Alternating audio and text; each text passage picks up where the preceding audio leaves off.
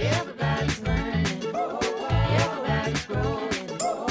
Everybody's got to start somewhere.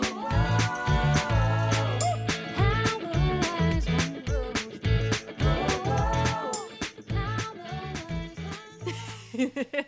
Hi, everyone. I'm laughing because I was closing my eyes, taking a breath, and I opened them to my sister laughing at me.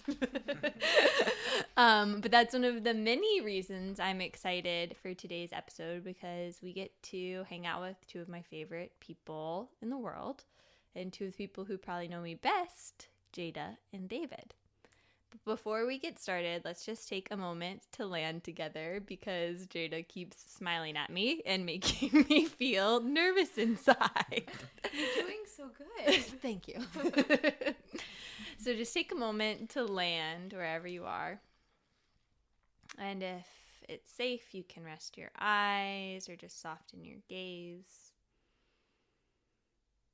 And take a moment to notice where your body touches the earth.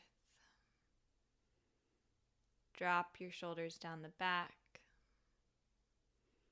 Take a big breath in.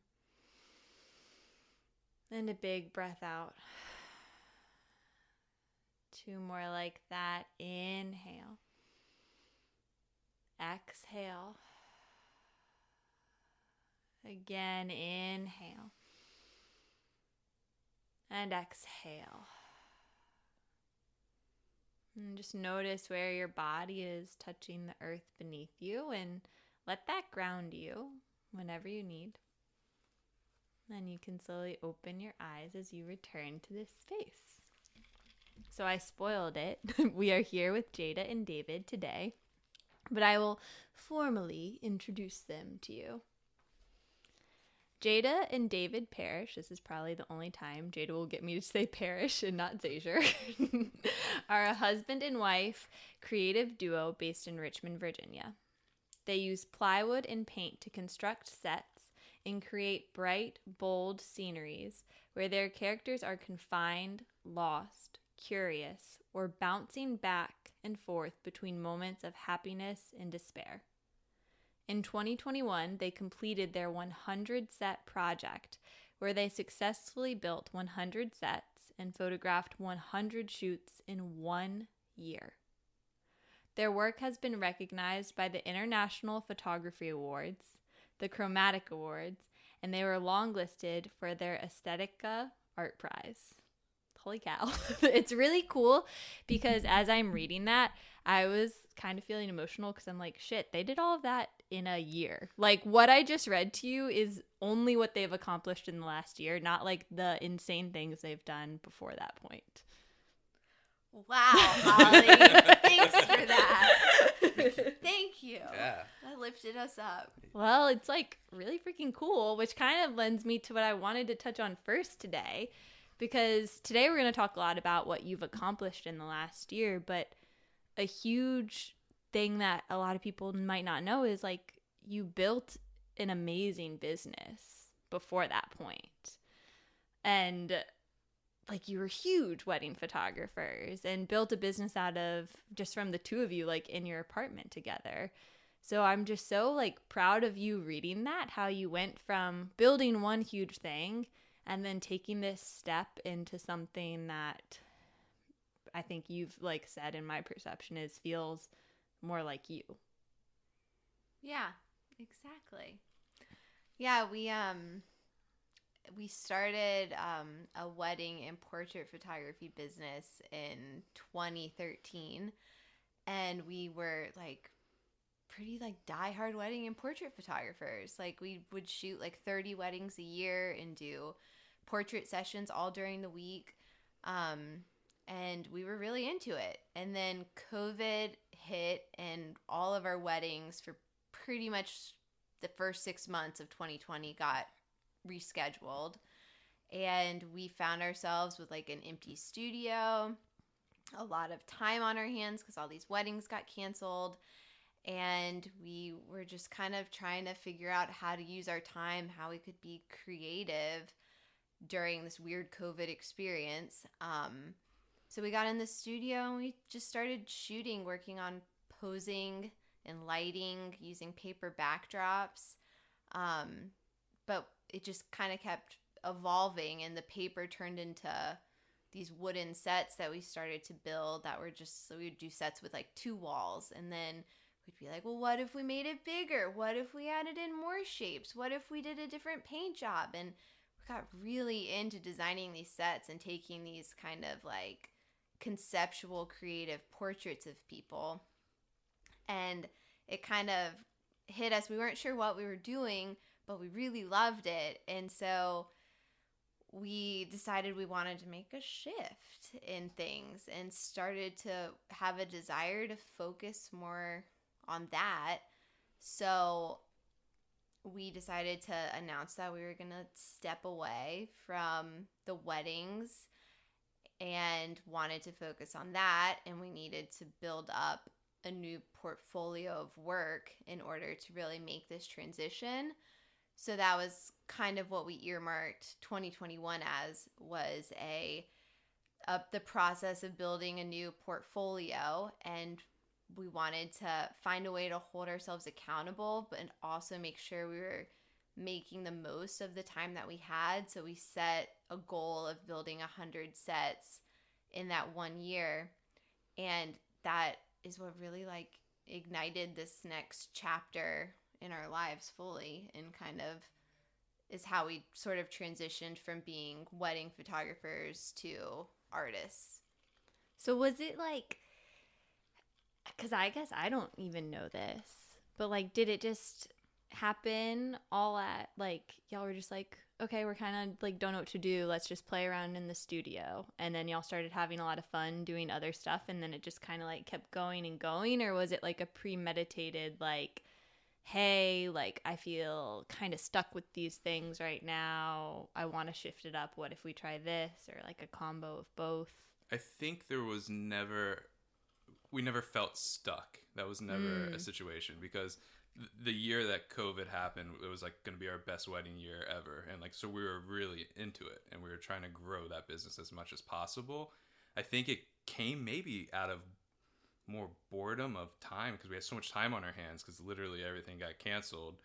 So I think the first thing that really happened was we were having a discussion, and we had 2 books. We had a lighting book and we had a posing book. And Jada was like, I'll focus on the posing and you focus on the lighting. And then we could use our studio to like try and get better at that. So I think that's where it started. It was kind of like maybe a hobby more so, like during that time. Because I don't think we were thinking at the very beginning that it was going to end weddings. No, and like COVID really got real March of 2020. In February of 2020, we had just signed a lease on like this giant new studio. I can't believe that was in February before that. Yeah, it was a month before it. And so we got that studio really to have like wedding meetings and just do like kids shoots and stuff. And it was like sitting empty. So we had our period of like COVID scaries where we were scared to leave the house, and I was like laying outside bored watching airplanes pass over. And eventually that we like hit a point where we're like, we have this studio, let's find a way to use it. So we just started doing these shoots and really working on the lighting and the posing. And then things started to kind of evolve because we realized we really liked it. Well, what I think is like really cool about that people probably don't know too, is like Jada and David did theater together in high school, but in totally different ways. Like Jada was an actor, and then David like built the sets and did the lighting. So in a lot of ways, as you're like directing people in these sets, it's like, I mean, like I've done a number of them with you, and it feels like we're little kids playing again, but it like is, you're like making people act in it, and then David's creating that. So I just think that's like a cool parallel to when y'all first met even. I think that's probably a part of why it feels like more true and authentic to who we are, is because that was like something that both of us enjoyed doing as kids, and we found like another way to bring that to the present moment. Yeah, I think I quite possibly could have messed up. There's never a mess up, but early on, I think I should have probably focused on theater.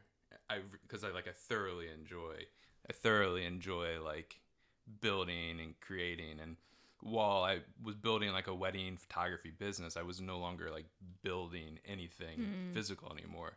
So I think that's part of maybe why I feel currently like so much more fulfilled, because I'm building stuff, and I think that's what like my body's meant to do. Yeah. And you've like from cars to everything, Yeah. you've always done that. Enjoyed building. Yep.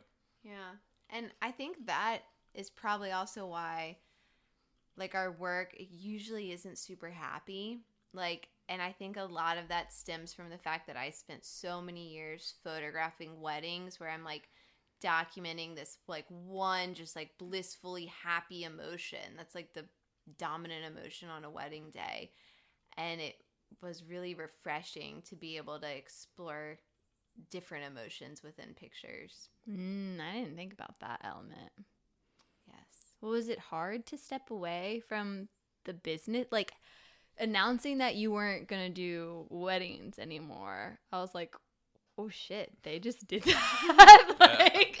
like, was that scary? Was there like grief, sadness, or was it just like, no, this is what we're doing? I think it hit differently for both of us. For me, it wasn't as scary, and it took a lot. I had the idea maybe a little sooner than. Was David the instigator? I'm always the instigator. Yeah. And I also like to always announce like publicly Yeah, that well, I'm doing because when things. you announce it publicly, you have to do it. Yeah, so it makes me accountable for it. But I don't think I was ever nervous or scared about it. And it was kind of interesting because we announced that we would stop doing weddings, but we had like a year and a half of weddings ahead of us. So we knew we had work ahead of us. So it was basically like putting a really long 2 weeks notice in. Yeah. So then you kind of had like a built-in cushion, and it was like, I'm setting this intention, I'm saying it out loud and very publicly putting out there. And like I have these things that are like scaffolding me in the meantime. It wasn't like you like just jumped off the edge of a cliff. You were like, here's my parachute. I think some people may have felt that way for us, like family members and stuff, but it was like really thought through in that sense, because we knew we had the work and we knew we had that cushion. Yeah. That amount of time to do it. And that's why the 100 Set Project was able to take place last year, because we had weddings going through the whole period of that. Was it like sad letting go of weddings and like the J&D photography business side of stuff at all, or? So J&D Photo, where we did another announcement where we phased out weddings, and that was about 75% of like our business. And then so the rest of it was like family shoots, real estate, everything else that we like picked up along the way that had to do with photography. And so we're still doing that amount of work. So that hasn't come to an end yet.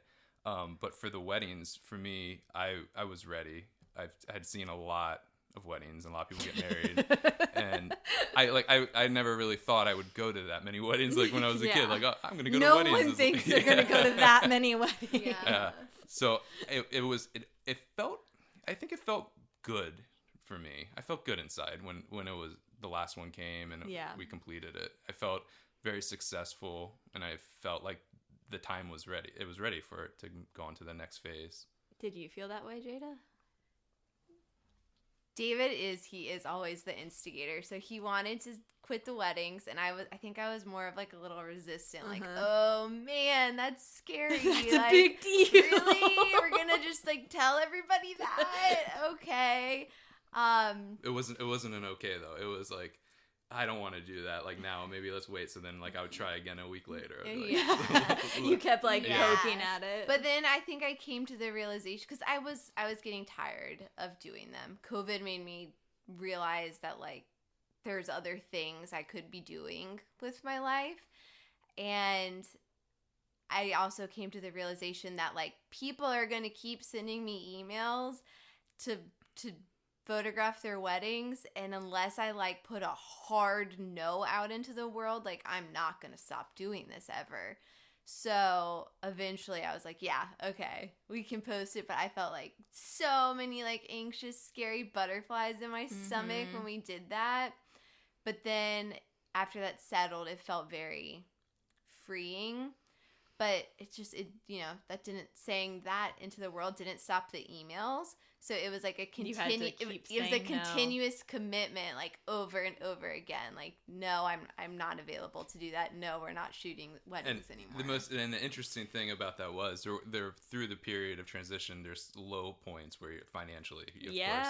And so you do get those emails, and you know that's a guaranteed like paycheck. Yeah. And having to say no to it, I think that was the hardest part for me, but I was still okay with it. Like we pushed. Yeah, we're just like very committed to like we have to be in this mindset. Yeah. Well, that's like honestly a huge thing to celebrate on a couple of levels is like one, the fact that you built a business that like you just get emails to do things like that all the time, like shows how successful you were. And even when you said no, it kept coming.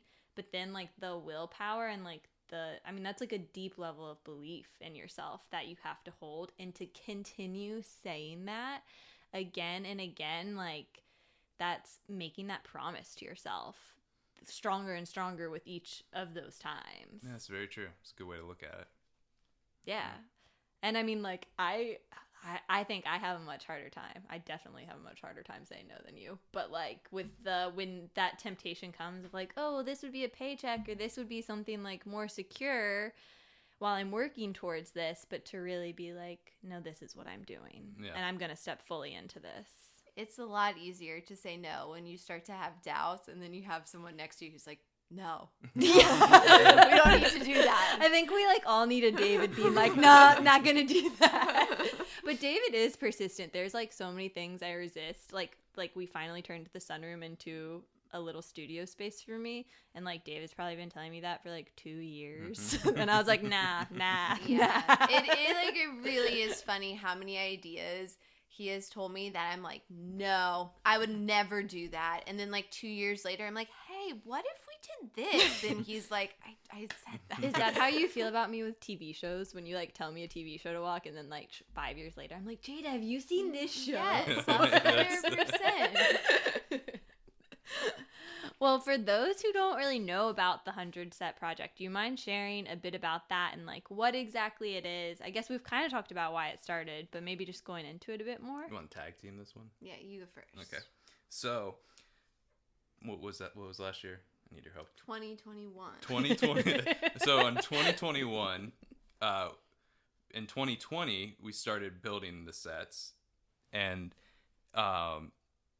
we were starting to explore the wood and the paint, and we were developing a voice, and we were like, let's try to put this together on a website to see if we have like enough work, a portfolio, so we could share this with people. And we put the 3 or 4 shoots that we had up, and we were like, this isn't enough. Like, this isn't a big enough portfolio. And so Mostly me, right? it was mostly you. That is so true. And so we put like a lot of thought into it, and I like to start New Year's, like the first day of every new year, with like what I want to do for the rest of the year. So it's really important for me, like, not to be hungover on New Year's Day. New Year's Day, and it's really important for me to start that day with what I want to do for the rest of the year. So we decided to do a shoot and a set on the 1st, and we built it before the 1st, and we had it all set. And I think it was supposed to be you, Holly. It was gonna be me, and and then I got COVID. Holly got COVID, Yes. so we had to do like an adjustment, and we made it Jada. And I think through that process, we were like, we should do a lot of these this year. And right, isn't this how it went? Yeah. And then I think we finished the shoot. We were proud of it. And I randomly saw a Elon Musk quote that was like, if you give yourself 30 days to clean a house, it'll take you 30 days to clean it. But if you give yourself 30 minutes, you can clean the house in 30 minutes. So I was like, let's do 100 of these this year. And like, let's just make that our commitment. And so that's what we ended up doing. And that's how the project started. If you want to keep going with it. Yeah, I mean, but it was kind of like arbitrary when we said 100. We just thought that sounded like a Cool good thing. number. Yeah. You know, You didn't that- like think it through. That's a lot. Yeah. Yeah, we But didn't think it 100, through. 100 really doesn't feel like It doesn't seem it like doesn't that feel much. like a lot at all when you say it. But there's only 52 weeks in the year, so that meant really doing like at least 2 shoots a week. But when we started out the year, we like didn't have that clicked in yet. Mm-hmm. So we fell behind. so then it like that meant that then at certain points during the year we would have to do like 3 or 4 sets and shoots a week. And I think there was like maybe one week where we did like a set every day. Yeah, catch up. Yeah, and it's a very, building a set is a very physical thing on your body, but then also mentally, like trying to come up with the idea. Yeah, to stay creative that whole time. Yeah, super hard. Yeah, it was we definitely pushed the bounds on our creativity last year.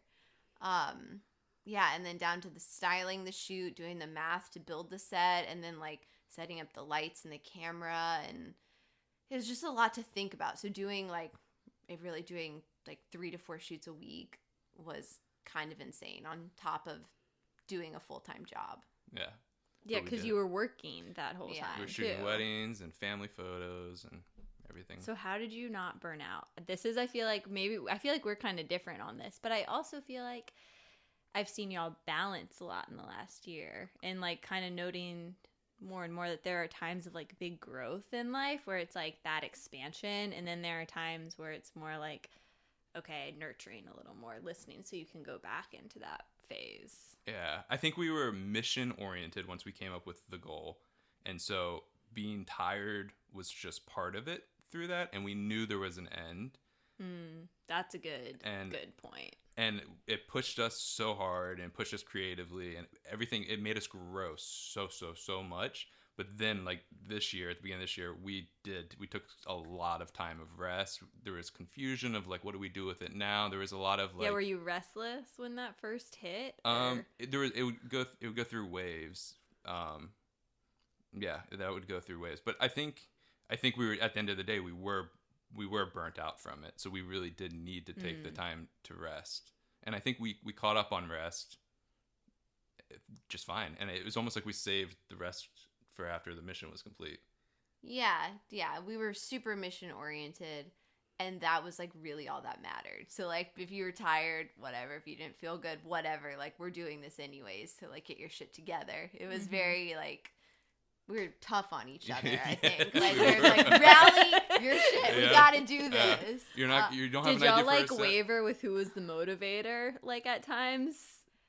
I think so, Yeah. because like there would be moments where David, like, he has come up with a beautiful idea, he's ready to execute it, and then like things just are not working out. The math isn't lining up, cuts weren't right, or like something happens, and the countdown clock is on, and so there did have to be like kind of a reinsurance back and forth of Like we can keep going, like a cheerleader to get there. Yeah, we had each other. At one of the weddings, a groom's father or bride's father said something along the lines that like, you guys are now both on a canoe, and there's gonna be times where you both are paddling and it's going smooth, but sometimes one of you guys may be tired or down, and it's the other one's job to paddle just a little harder to get you through. And I think that's like kind of like what we used through that process last year. We used that through life a lot, like to help each other through it.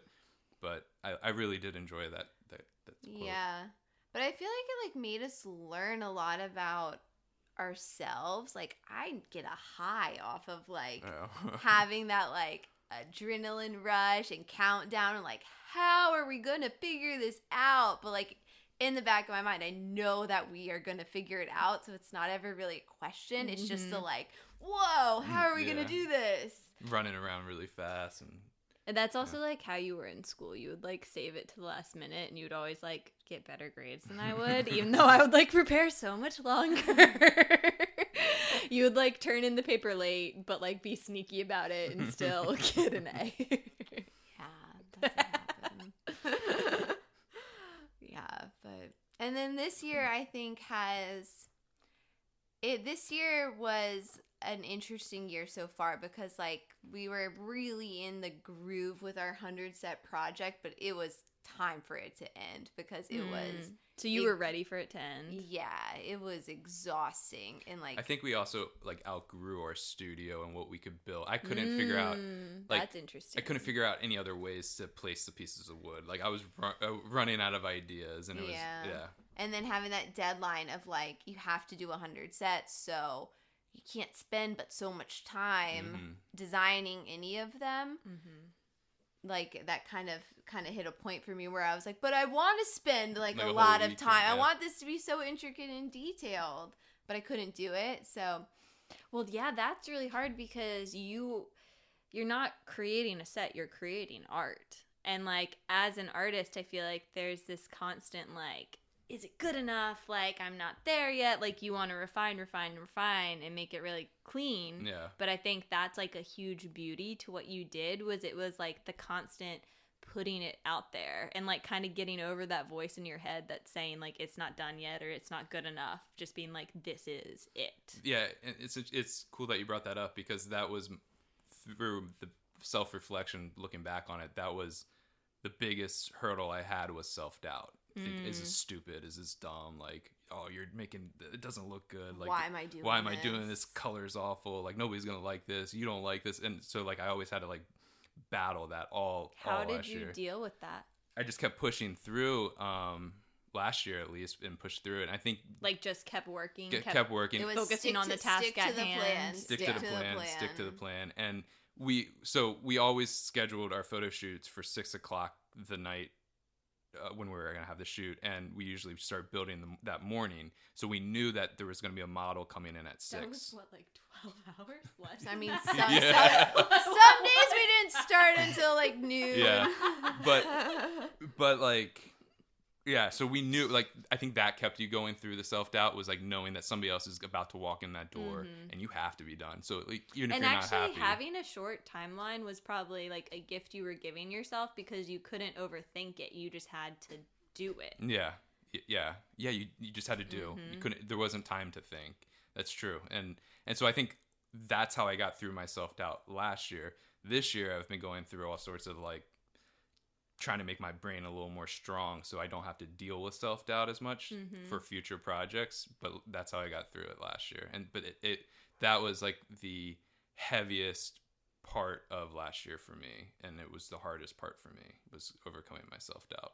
How are you working with it now? Affirmations, and I'm trying to like convince myself and retrain my brain that my ideas are cool and that they are cool and that I should be confident, and I am confident. So I'm really telling myself I'm writing it, it's really helping me overcome that.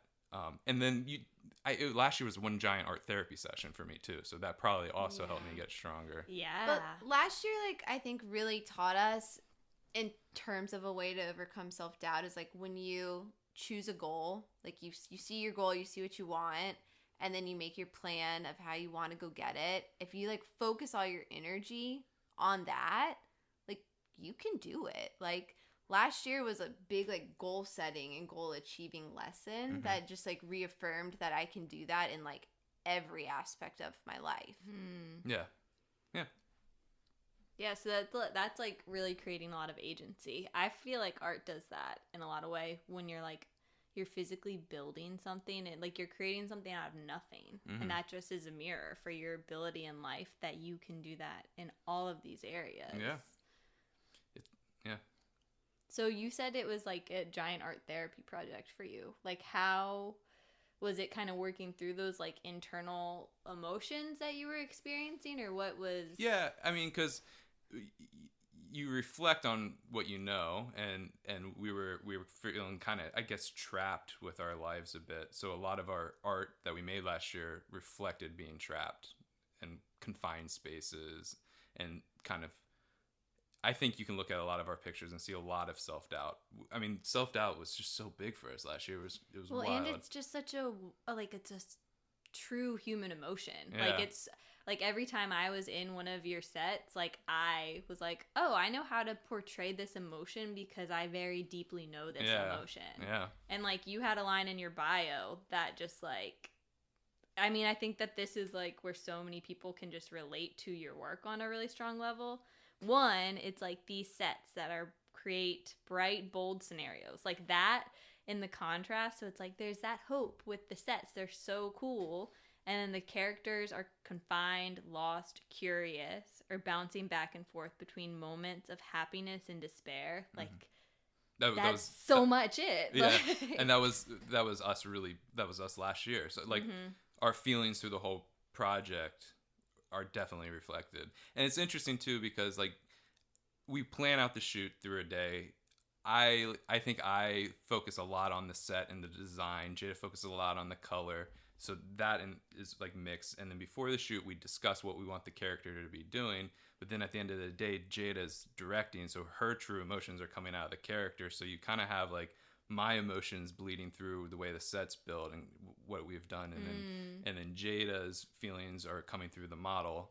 And it's really... Was there a lot of like communication between like those two things before, or is that something that unfolded in the creating of it? I think it was a mixture. Like some sets we had it so shoots we had it so planned out and we knew exactly what we wanted to make.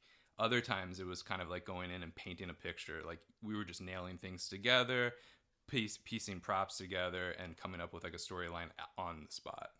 Yeah. So there was a mixture of both, like depending on what set it was. Yeah, and there are some days we were just like kind of desperate and just like had to get something created, like get some sort of set built. So not much thought was put into like what this set actually means or like what this is. And then when the model was there or right before they got there, we would just try to like rack our brains to try to channel out some poses and thoughts and situations that we could play through. But that like trying to depict like real life emotions as opposed to like trying to make things look so perfect, I think was a pretty powerful in the sense of we used real people for all of our shoots. Like nobody was a professional like full-time model. And so it kind of made anybody able to like hop into one of our worlds and just channel like an everyday like realistic human feeling.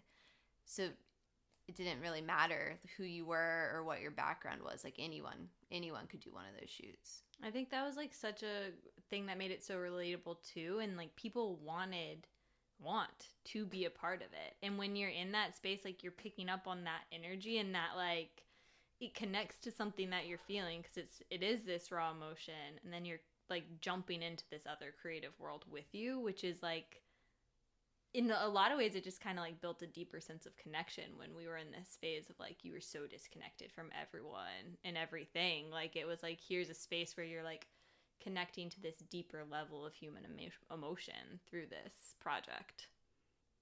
That's really interesting to hear like feedback about what it's like to be inside of one of those sets. That it was like like you're separated from the world. You're like somewhat isolated in this space. That was something I never like really thought about. Yeah. So earlier we were talking about having those moments of like doubt and self-doubt and how you two helped each other kind of maintain motivation along the way. Was there like anything else that helped you stay the course? Last year, I think that having a third person coming in order to create what we wanted to create was like the key to it. Like knowing that a model was going to be coming in at a certain time and we just had to have our shit together was like the key. And we would plan out these shoots like weeks in advance so that we were like, okay, well, next week we have 3 shoots and we know that, and there's no like backing down from that. And last year it was more just about like having faith that we will finish this project and having that kind of what's the word where like someone's holding you to it. Accountability. Yeah, having that accountability with it was like the key to that for me. But this year has been a completely different whole experience. different monster. Yeah. Because so last year's purpose and the plan was to build a portfolio, and that was as simple as it could be. This year is trying to shift a business and rebuild a new business with this portfolio and idea that we have no idea if it's really a good one. So we're like really heavily leaning into faith over fear, I guess, right now. And I think when I say faith, I don't have like religion attached to it. It's more faith in our desire and faith in our plan and knowing faith in ourselves, and knowing that our ideas are good and that they're going to work, and that if we just keep pushing and dreaming that we can succeed. And so that's what's really keeping us going right now, I think. Yeah. And like just leaning into like more self-reflection, more journaling, more affirmations that David brought up earlier have been like key of just trying to reflect on our self-image and build that up stronger so that we can be more confident as we push ourselves forward with this new work out into the world. And just like trying to keep our energies high and balanced and like grounded at the same time. Yeah. Just trying to have a positive attitude about everything, even when it feels like everything is failing around you. Yes. And like remembering that like this is a process and that it's not like the process is also supposed to be beautiful. Like this process is something that we should be enjoying because it's part of the story and it's what makes all of this like as beautiful as it is. So we have to be grateful for the process and all the learning and uncertainties that come with it, because that's what makes the end result so much more beautiful. Yeah. Well, and there's like never really an end result. Yeah. And I feel like we get so stuck on like working towards that goal or that next thing that we like miss out on everything in front of us. So Yeah. I'm so glad that you like said that, and that's such a good reminder to hold of like what you're doing right now, like that's the magic. Like that's the art. And like by like this is where a lot of mindfulness like can come in. And in yoga there's this term like aparigraha, which is like surrender or letting go. And Rolf Gates like does this demonstration where you like hold a piece of paper, and when someone I'll do it right now, it's like he will tell you in a workshop to hold a piece of paper, and most people like crumple up the paper in their fist and they're like, I'm holding it, like my hand's in a fist, I'm holding the paper. And then he says, now let go. And then you let go and you're still holding that paper, but without any extra effort. So like your full energy, everything is about like you're putting your fullest, truest effort in the moment and trusting that by being like completely present, by being completely here for this moment, you're going to get to that next thing in an even fuller way. But if you're like halfway distracted all the time as you're working towards it, like you're kind of stealing from yourself of what that can even be. You're stealing from yourself along the way, and then the end result isn't even as pure or true because it's not as like full and present in each moment unfolding leading up to it. Yeah. I think at a certain point we all do just have to get out of our own way, because so often we're clinging too hard to things or like trying to force things into happening, that like if you just soften a little bit and like really think about what you want and put that energy out into the world, things will gravitate towards you. It feels like you're kind of in that softening phase. Like last year was maybe more of that like, here's the goal, here's the go, go, go. Yeah. And now it's about that like letting go, and like that you're still working, you're still doing the work, but Yeah. there's maybe less of that like clinging. And I think it could be just the phase we're in right now, because I like Jada was saying earlier, we both do get a bit of a high being in the go, go, go, but it's also really nice to take this period of time to slow down and reflect and think. And I hope all these things we're learning this year will be added into last year's workflow, kind of, and that can make something a little more balanced and beautiful moving forward. Yeah, well, I'm really curious about how you've made this like this self-reflection and it's like a deep getting to know yourself a part of your creative practice, a part of your creative practice. Like this tending to yourself, these like maybe you could share about like the rituals you're doing in the morning as you're working towards creating these things. Like you're deeply getting to know yourself and tending to yourself, and that is rippling into the work you're creating and the world and the life you're creating. Yeah, the life. Yeah. So every morning we do this together. We will go downstairs. One of us will make the coffee, and then we'll say a little something over a candle, like an affirmation or something we're worried about or fearful about or something we're proud about, and we put it onto the candle and we light it. And then we both sit down and we listen to something peaceful, and we open a journal and we just sit and write and reflect. And we both do different things in our journal. Very different. I like to like write a little bit about what I'm thinking that morning, and then 10 things I'm grateful for, and then dig into like my affirmations and self-image, and like writing down things like I am confident, I am decisive, I am a good communicator, and then like any large goals that I'm working towards, just to like put those thoughts in my mind and like trigger it for like, this is where I want to go. Yeah.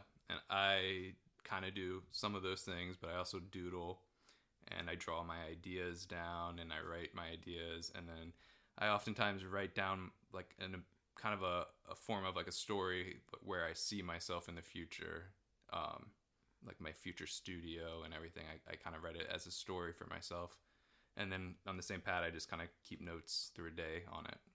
So that's how we've been like kind of reflecting. Yeah, I'm a huge advocate of like that morning time and morning routine, because it sets the tone for the way you go into the day. And like the way you're speaking to yourself, I think, is one of the most important conversations we have, and we're having it all the time. Mm-hmm. So when you're holding space to like practice how you want to communicate with yourself, it's like this space to practice, so that as you move through your day, it's like, okay, well, I probably didn't do it perfect that time, but like I can try again, and at least there's this awareness of it. But it just like sets the tone for the conversations in your mind as you move through your life. Yeah. And if you don't have that space to practice, like you have to, it's like we have to practice everything we're doing, and it's so easy to not even notice. Yeah. Yeah. And when we were just saying that last year when we were in the go phase, we still did our morning. Well, we weren't doing the journaling quite yet, but we were like doing our morning routine of like drinking coffee and looking through inspirations, because our mind was just set on that goal. Yeah. So this year it kind of shifted. I think we're tending towards our brain a little more. Yeah, and your soul. Yeah, and our soul. Yeah. Mm-hmm. Yeah. Well, I think too what we were like talking about before that your project really reminds me of is like that enjoyment of the process and the journey along the way, and like that there is no end result. Like you would create works of art and then tear them apart the next day to start again. And it like, to me, and I don't know if this was an intentional thing, but like it really mirrors these endless beginnings. And like it's literally what you did with your business. Like you built this strong, beautiful, flourishing business, and then you're like, okay, now we're doing the next thing. And like that's what like, and it, I think that's so cool though, because sometimes we like hold on to these things we build so tightly, but by continuing to build it again and again and again, like you continue growing, you get to that like next layer, that next thing, or maybe not even that next thing, but just like this new part of yourself that's already there. Yeah. I think like feeling okay, like it's okay to change, Yeah, is like really important. I think sometimes people do try to like hold on so tight to how things are because there's so much like comfort in that, but at a certain point it might not be so satisfying anymore. And just having that freedom and realization and be like, well, I don't have to do it that way anymore, I can do it completely different, even if that's really scary. Maybe that would feel good. Yeah, you're allowed to change your mind, and you're like allowed to, it's okay to admit like, oh, maybe that wasn't the best thing at that time, or maybe it was the right thing at that time and it's not right now, and that's like a part of it too. Well, what would your advice be to someone? Like, what's one thing that someone could do today to like tap into, and I know a lot of people tend to get hesitant to say like, they're not artists, I'm not creative enough, but I think that all of us has like this art inside of us, this like creative voice, this thing, like for me, like the wise one, like what wants to speak. What would be your way for someone to tap into that space within themselves? Like what can we do to tap into our creative hearts? I mean, I think journaling is like such a good way to bring out what is deep inside of you that you aren't acknowledging. I'm also recently a big fan of listening to frequency music, and to put on I've really liked that since you told me like that. to put on like a creative frequency and just sit there and journal and like think about like what sparks joy inside of you, like what actually gets you excited, and just like write out a few things. And if you look through that list and like any one of them is like kind of like trying to speak at you more than the others, like jump into it a little bit and just like start to explore, look at work that's relevant to that, learn about it, and then start trying to find your own voice within whatever medium or outlet you fall upon. I think maybe sometimes people get stuck in the thought process a little too much, and they'll get themselves trapped on like their visions being stuck in dream world. And I think that it's important, if you're trying to be creative, to just start making something. And it's not going to be perfect, it's not going to be the best thing you've ever made, but if you start that process, then you're starting to make, and your mind will start allowing you to be able more creative with whatever you're trying to make. And so my advice would be just get started and try. But like try to be unique to you.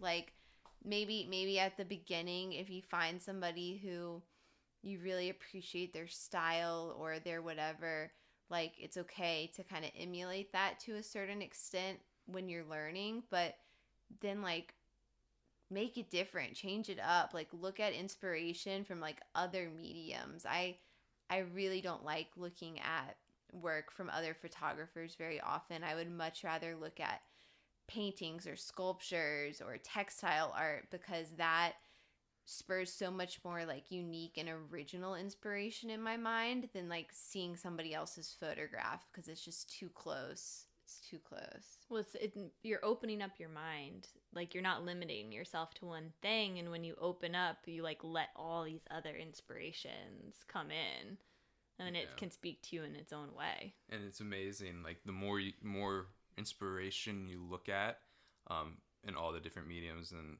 whatnot, like it will build a library of just like textures and colors and visuals in your mind. So then it will just mix it all together when you're trying to visualize whatever you're trying to create.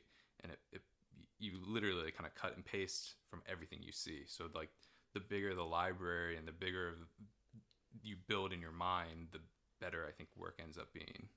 Yeah, that's so true. There's so many things that like we have built sets of or done shoots of, and I hadn't thought it was really influenced by anything that I'd seen.